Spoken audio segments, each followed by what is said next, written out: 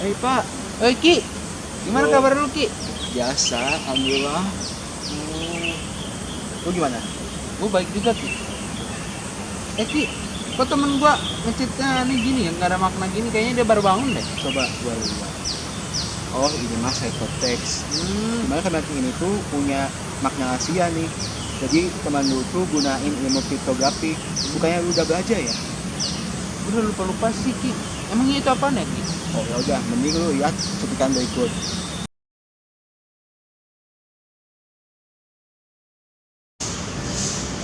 Oke. Saya Ibtu Masya. Di sini kami akan menjelaskan kriptografi ya. Jadi saya mulai dari definisi dulu nih. Kriptografi itu apaan sih? Jadi kriptografi itu dari bahasa Yunani ya. Jadi kripto itu berasal dari ini kriptos yang artinya secret, dan grafinya tuh graphin yang artinya writing. Jadi bisa diartikan secara harfiah tuh secret writing ya. Jadi menurut buku yang dikemukakan oleh Mayer tahun 1982, kriptografi adalah ilmu dan seni untuk menjaga kerahasiaan pesan dengan cara menyajikannya ke dalam bentuk yang tidak dapat dipahami lagi maknanya. Makanya tadi kan seperti yang saat mau pindah tadi kan itu, jadi kayak gak ada maknanya padahal ada gitu, rahasianya itu ada. Terus ada lagi definisi menurut buku yang dikemukakan oleh Schneier tahun 1996, kriptografi adalah ilmu seni untuk menjaga keamanan pesan. Lalu terdapat pula definisi kriptografi yang dikemukakan oleh Menes pada tahun 1996 juga. Kriptografi adalah ilmu yang mempelajari teknik-teknik matematika yang berhubungan dengan aspek keamanan informasi seperti kerahasiaan, integritas data, serta autentikasi. Ya aneh sih ke matematika ada di bidang ini gitu. Karena pasti ada hitung-hitungannya ya pasti. Lalu bisa kita simpulkan bahwa kriptografi adalah suatu ilmu yang mempelajari bagaimana cara menjaga data atau pesan tetap aman saat dikirimkan dan penerima agar tidak mengalami gangguan dari pihak ketiga. Kenapa sih kriptografi itu sangat penting? Ya, dikarenakan hal ini seiring dengan perkembangan zaman, terus perkembangan teknologi juga, apalagi dalam bidang jaringan komputer dan internet, semakin banyak aplikasi yang muncul yang memanfaatkan teknologi pastinya. Jadi mulai dari sekarang tuh mulai beberapa aplikasi pasti menuntut tingkat aplikasi pengiriman data yang aman.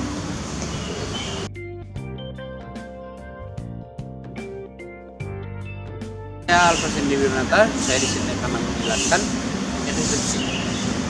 Menurut buku kriptografi sesuai pedoman kita yang ditulis oleh Rinaldi Murnir, enkripsi adalah proses menjadikan plain text menjadi ciphertext.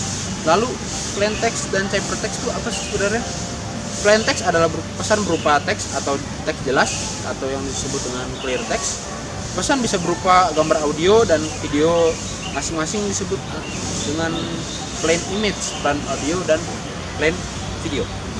Ciphertext adalah pesan teks yang bersandi halua gambar disebut cipher image.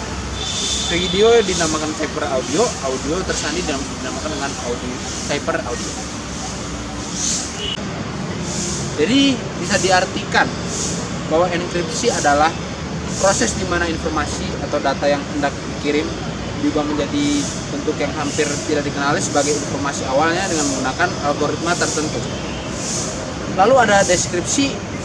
Apa itu deskripsi? Deskripsi adalah proses di mana mengembalikan ciphertext menjadi plain text semula. Jadi bisa diartikan bahwa deskripsi adalah kebalikan dari enkripsi, yaitu mengubah kembali bentuk tersandi menjadi informasi awal.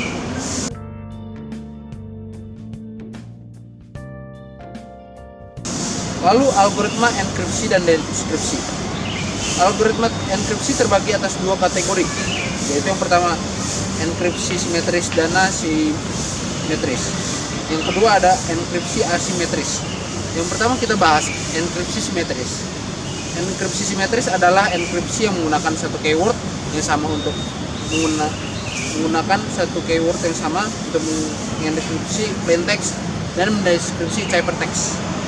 Contoh algoritma enkripsi simetris seperti Caesar, Lois, dan ACE. Kelemahan dari jenis enkripsi ini adalah jika satu keyword tersebut diketahui oleh pihak lain, maka pihak tersebut dapat mendekripsi pesan yang terkirim. Jadi, enkripsi asimetris adalah enkripsi yang menggunakan dua keyword yang berbeda antara proses enkripsi dan deskripsi. Enkripsi ini lebih baru dibandingkan dengan simetris. Yang kedua, enkripsi ini dikenal dengan end-to-end encryption. Contoh algoritma yang sering dipakai adalah RSA.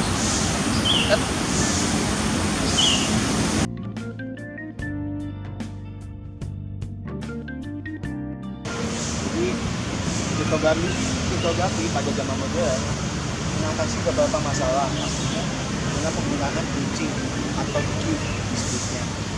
Kadang algoritma tidak perlu ada rahasia, tapi kunci harus ada rahasia. Hal ini bersesuaian dalam prinsip Kirchhoff yang menatakan semua algoritma kriptografi harus publik, sedangkan kunci harus ada rahasia. Menurut buku yang dikemukakan oleh Schneier pada tahun 1996. Lalu apa sih kunci itu? Kunci adalah parameter yang digunakan dalam encipheling dan decipheling. Kunci umumnya berupa string yang pendek atau berupa deretan bilangan. Jadi algoritma berdasarkan kunci itu ada dua, yaitu asimetris dan simetris. Apa sih algoritma asimetris itu? Algoritma asimetris adalah ada suatu algoritma di mana kunci enkripsi digunakan sama dengan kunci dekripsi, sehingga algoritma ini disebut dengan single key algorithm. Tapi kelebihannya apa sih dibandingkan dengan asimetris? Kelebihannya kecepatan operasi pasti lebih tinggi pada asimetris, karena kecepatan yang sangat baik, maka dapat digunakan pada real time. Lalu kelemahannya apa sih pada algoritma asimetris itu?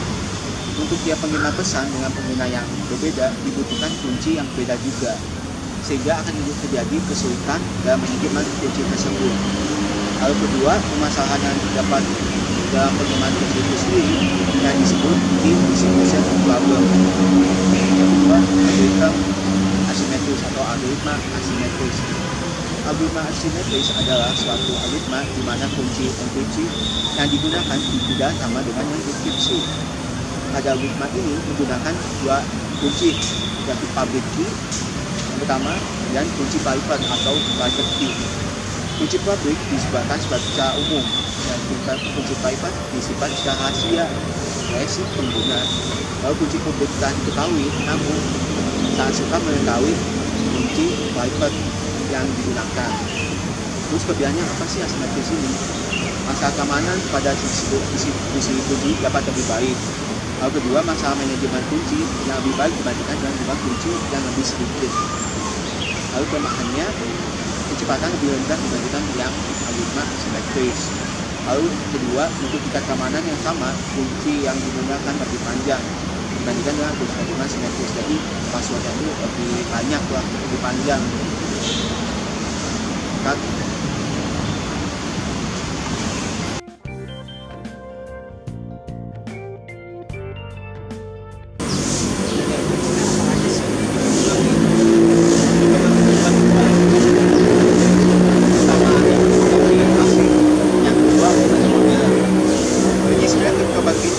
Menurut buku kriptografi yang ditulis oleh Nadi Munir, yang kriptografi klasiknya ada 7 ya. Jadi pertama ada Castle Cipher, kedua ada Killer Cipher, yang ketiga ada Joe Cipher, yang keempat ada Pay Cipher, terus yang kelima ada Payne Cipher, yang keenam ada Enigma Cipher, yang ketujuh ada One Time Red. Lalu kriptografi modelnya ada apa sih? Di sini kita pasti gunakan model biner yang 0 dan 1 ya, yang dibentuk dari kode ASCII ya, yang American Standard Code internasional gitu. Lalu kekuatan kriptografi model itu ada pada kuncinya. Di sini ada 3 kunci ya, yakni simetris, asimetris, dan hibrida. Hibrida itu kayak campuran gitu. Lalu pada kriptografi model dapat berbagai macam algoritma ya yang dimasukkan untuk mengamankan informasi yang dikirimkan melalui jaringan komputer. Algoritma ini berjalan mengikuti operasi komputer digital serta keamanan kriptografi yang modern lebih aman dibandingkan dengan kriptografi yang klasik.